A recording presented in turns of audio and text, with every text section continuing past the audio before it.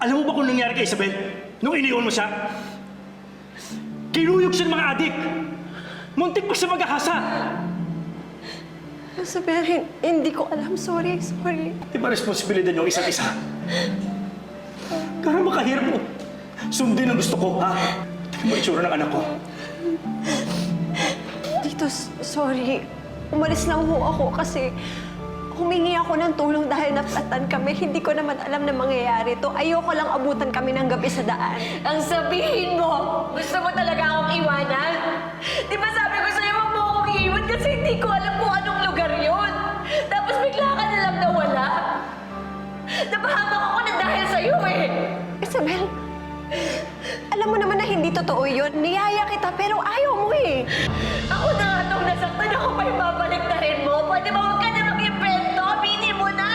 Kasalanan mo! Isabel, ikaw yung nag-iimbento. Matagal ka nang sinungaling. Tama na! Hindi mo nakikita ang kalagayan ni Isabel? Napahamak siya at hindi ba siya okay? Konting konsiderasyon naman. At pagmamalasakit.